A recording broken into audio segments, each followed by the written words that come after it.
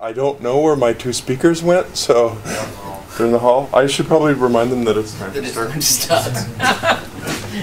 Are you guys ready? Yes. Okay, well, thank you for coming back to the Legal and Policy Issues Dev Room. For those of you that didn't have too much beer last night, and we're really excited to start off talking today about IP risks with young Shin and Soo Mee. Yeah, here it is. Good morning. The scope of this, Okay. The topic of this talk is IP risk for open source developers. And yesterday I went to a very interesting keynote of James Turnbull on software archaeology for beginners, and I really enjoyed. I don't know if anyone else was there, but I really enjoyed the talk, and I learned a lot. Although I don't think I understood everything, but there were two minor things that disturbed me like a little bit. The first thing, but I discussed it with him, so he knows. The first thing was one of his messages was that you always have to write to ask the right question at the right time. And as an example of how it should not be, he gave the example of don't ask a developer what his favorite contract is. I think that's a bit unfortunate, because I think that the developers should be aware of contracts, because law is inevitable and you need to know where you're working with on a daily basis. The second thing that was like a little missing from my point of view was in his step-by-step process of what you should do when you join an open source project. He didn't mention the compliance check, the licensing compliance check. And I asked him afterwards, and he said that he just trusts the people in a good project. So, but we will talk about this today, because we think there are some issues. So what we do want to share with you today is some thoughts on how to protect yourself against IP infringements by others, and we will also talk a little bit about how to protect yourself. Before we really start the presentation, I just want to give you the message that if you are involved in an open source project, there is still copyright hanging there, because copyleft is only like an exception for your copyright. So you really need to consider copyright, and you really need to know what the risks are. But first, before we get to the protection of the protection mechanisms for you, we will have Soo Mee talking about copyright, basically, no? Yes.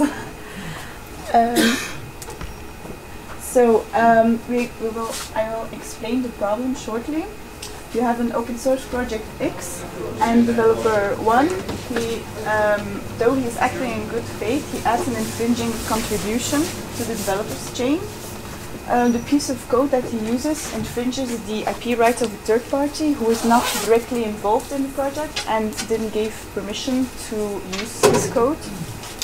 Now, every subsequent developer can be held liable for this infringement, even when they are not aware of the fact that his contribution is infringing.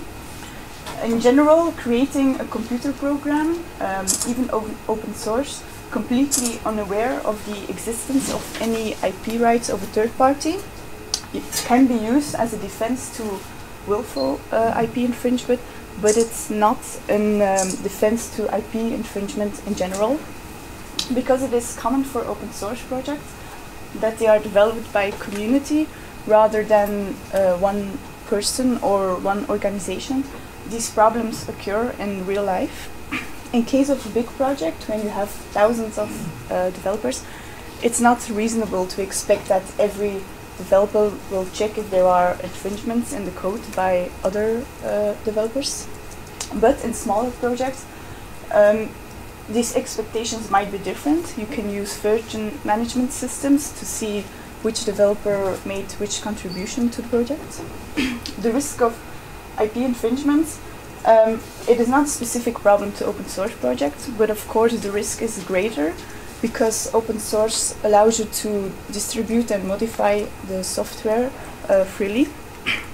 The infringement will carry through subsequent versions of the program and the further development of the software. So a small and quick remark is that everything we say today is seen from a Belgian point of view. Of course, when you have an international project, it's possible that there is another law applicable. So this can also have influence on the outcome of the result of your claim. So the problem consists of two elements. When do you have an IP risk and how can you protect yourself? So first I will explain about when you will have an infringement. I will explain you which kind of intellectual property rights should be taken into account when you are dealing with open source projects. The most important are copyright and patent law. First I will tell you something about copyright and how you can know if the source code of someone else is protected by copyright. So in Belgium, in general, computer programs are protected by copyright because there's an assimilation with literary works with the Berne Convention. So it's not exactly the same as general copyright, but you can see it as a kind of modified version of copyright for software. Because of the general principle that copyright doesn't protect the underlying idea of your program, but only the original expression, you are allowed to copy the functionality of a computer program, provided that you do not copy the source code, but you rewrite it to your own original code. And the mere fact that software is developed in an open source context does not mean that there's an exemption on this general principle that copyright plays a role. In Belgium, we don't have a definition of what a computer program exactly is, but for instance, the UK does. So it is possible that different elements of your program are protected in different countries. The European Court of Justice did indicate that your object code, source code, and your preparatory design can possibly be considered as an expression of your computer program. What matters is that your expression enables the reproduction of your computer program, and it enables the computer to perform its task. So, what are the criteria for copyright protection? You need originality, and Article 1 of the European Software Directive says that the computer program shall be protected in the sense that it is the author's own intellectual creation, in the sense that he made creative choices that are an expression of his own personality. So you cannot apply any other criteria for copyright protection. There will be given protection to the expression in any form of your computer program, provided that the nature is such as that the computer program can result from it in a later stage. As a consequence, you will not get protection for your functionality of your program, the programming language, and the format of data files, and the graphic user interface. Nevertheless, a graphic user interface can be protected by general copyright if it fulfills the criteria of originality. This also applies to the programming language. It can also be protected if it is an original expression. So, are there any formalities to obtain copyright? There are none. The mere act of creating your computer program is sufficient to obtain copyright protection. It's also not necessary that your software is finished, so you will be able to get protection for every stage of your computer program. And who is the author? In principle, it is a creator. You have some assumptions in the case of employees or when it's in an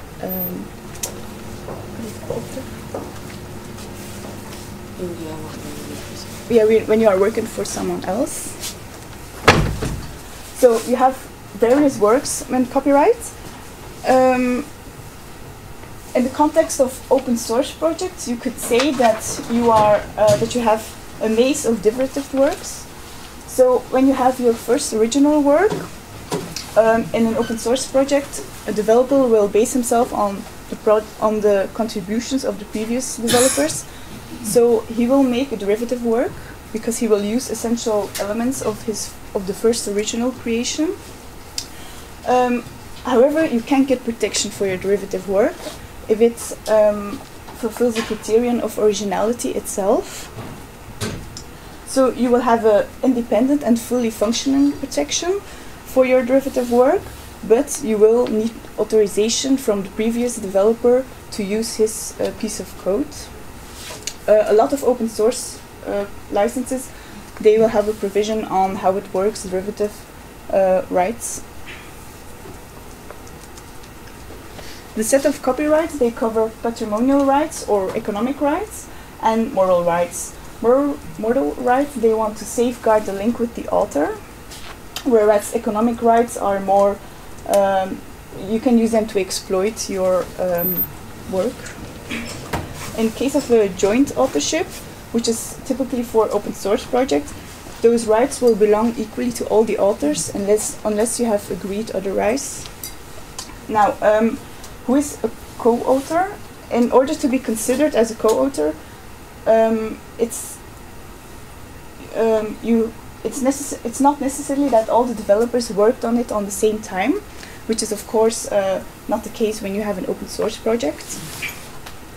It's also not necessary that your contribution was equally important, but it is required that your contribution fulfills the criteria of originality, or that your contribution was necessary in order to get the computer program the way it is now. So this means that someone who only proposed an idea or made something on instructions of someone else, he will not be considered as a co-author. An exception of copyright protection is given by the case when the rights of the author are limited by a private agreement or a license. Especially in the case when open source is available, there are licenses that might limit the use of your code. It's a very difficult and complicated matter, and the clauses are often rather unclear, especially if you have individual programmers who wrote the provisions. There's also disagreement about the interpretation of open source licenses, but in any case, it's very important that you always read your open source agreement and know what's in it, so that you won't be surprised at the end. There are many types of open source licenses. We will not talk about this in detail, but just leave it at the idea that you have a lot of them.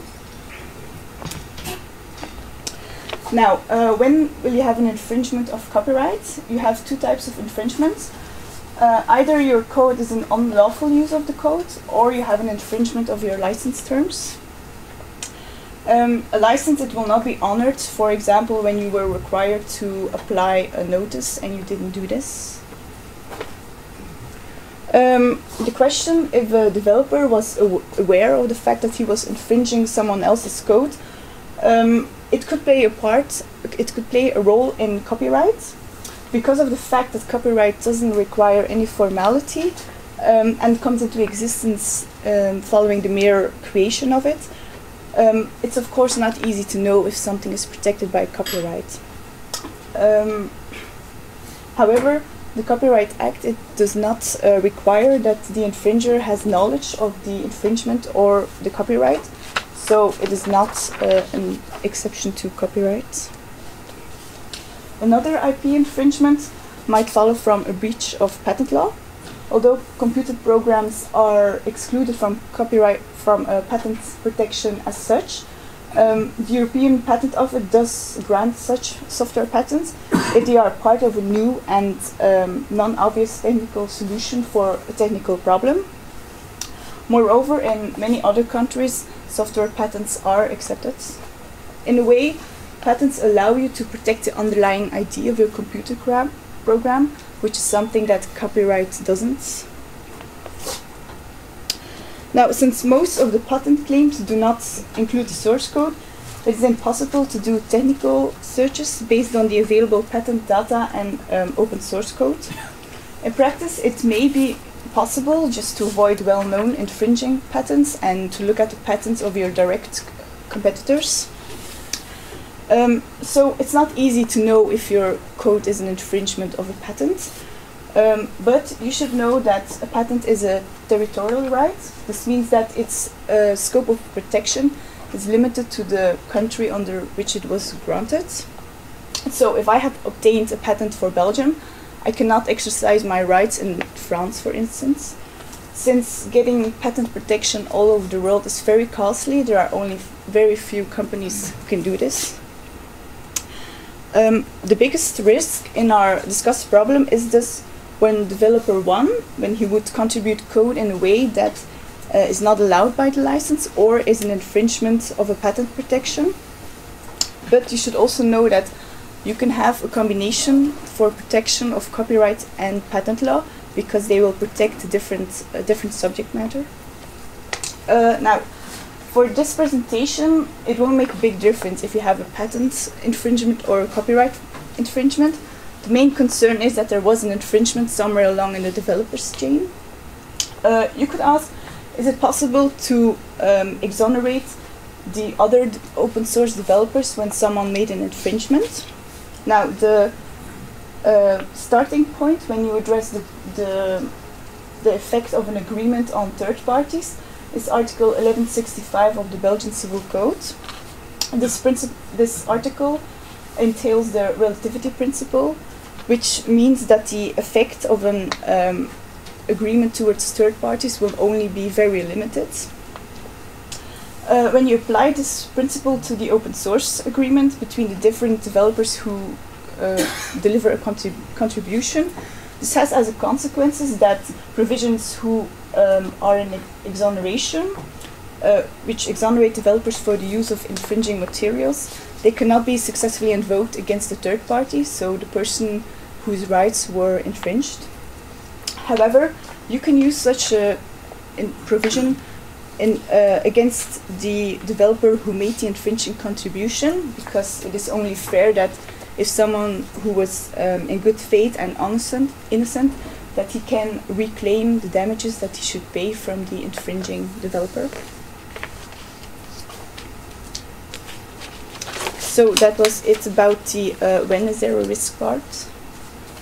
Yeah, and so I will now talk further on how to protect yourself. Well, don't raise your expectations too high because actually you can't do that much. I think that most of all we have to make a distinction first between your own code and the code of others. I mean, like when you get into a project, when you join a project, there are some things you have to do for your own code that is right in good faith. So first of all, try to avoid duplication. If you don't need the code of someone else, start from zero and write it yourself. That's pretty easy. And then also keep records. So if you keep clean and clear records of all your actions, it will be easier for the next contributors in the project to check your code and to understand what the legal obligations are that are connected to your code. And then about the code of others is, I call it here, joining in good faith. So then there are some preventive mechanisms and some remedial efforts. So about prevention is first of all, only contribute clean code yourself again, if you also for when you join, and then be aware of the previous contributions. This means that you need to identify all the pieces of the code and where they come from. You need to identify the person, the developer who wrote it, the licenses that are burden the code, and what the obligations and limitations are that follow from these licenses. So therefore you need to read the documentation, and that will be a lot of work. You can have open source insurances, but due to the fact that they're quite expensive and they not cover everything, all the legal issues, they don't seem to become very popular. So what to do if you have figured out that someone previous has used infringing code? Well, first of all, you can try to modify the code, but yeah, that will be very time consuming and mean consuming, but so I guess that's only a solution when you're in the very early stages of the project. And then secondly, you can negotiate additional licenses, because if a previous person was the author of the code, he has the right to give another license with other obligations and other limitations. So I guess that our main conclusions are that there are no crystal clear solutions, and a stitch in time saves 9. Read the licenses and try to comply as good as you can, basically. Yeah, that was it. So if someone has questions, like more concrete questions. Any questions? No? Okay, well, thank you very much.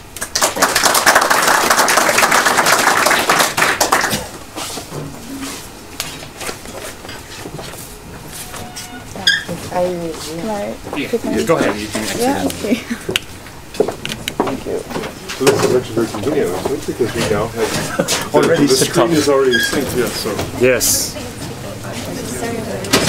I'm sure I'm getting lots of malware installed on my laptop when I plug these in. All these free software developers and their free software. it's all fine. Sorry, we waited for a long time. OIN flash I drive. saw Wow. the mail. Look him on, show up. Didn't make it to hit the guys. Right? Yeah, I figured he wouldn't. He sounded last night like he wouldn't. So just fine. Who needs 4 hours of sleep?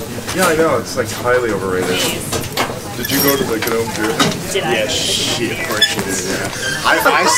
I stopped by to say hello, and then she was still there. She stayed like 4 hours later. I stayed really late. Oh It was my really fun. God. And then like a small group of people, two different groups of people went I got a light this time. This is a USB 3 port. It's possible this flash drive doesn't like USB 3. Oh yeah, and you know. So, yeah, my bag is there. Yeah, thanks. Like a lake dinner. And Wow. yeah.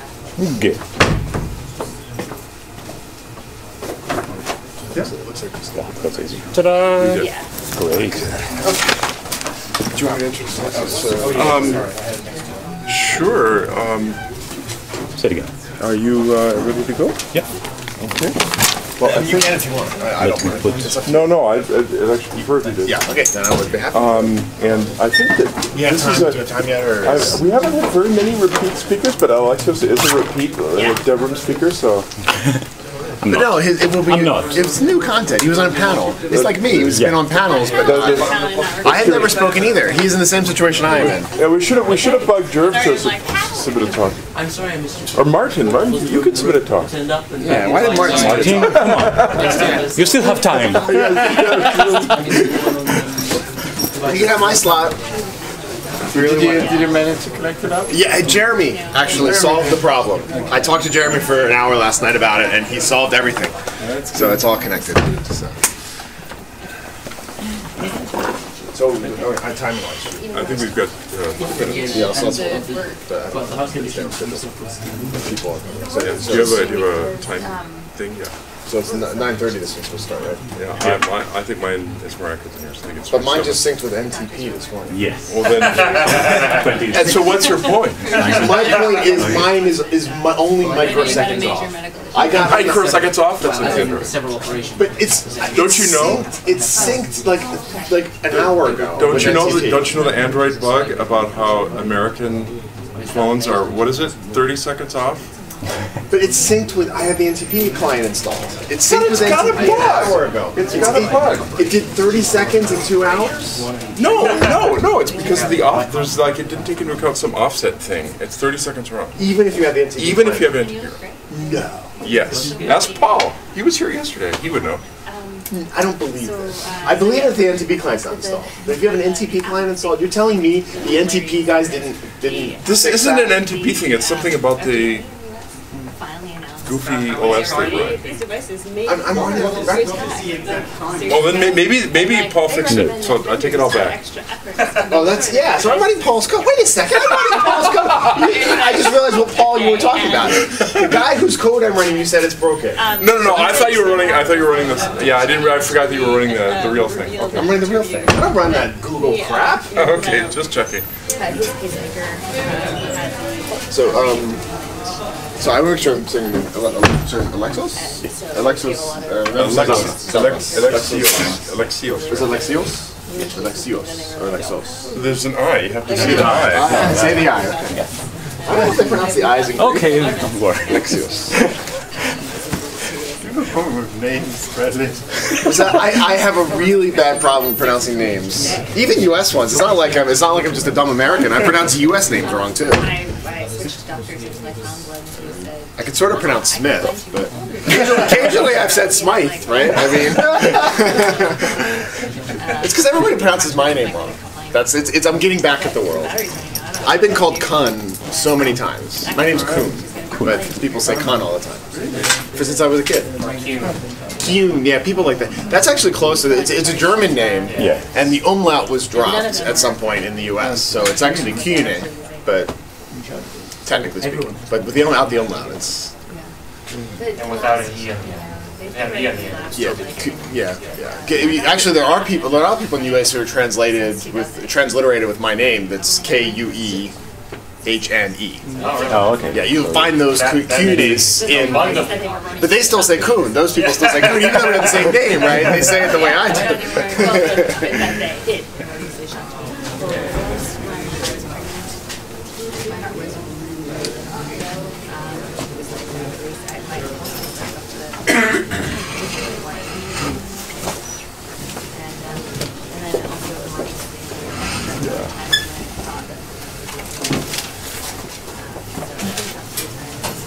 And you can tell it's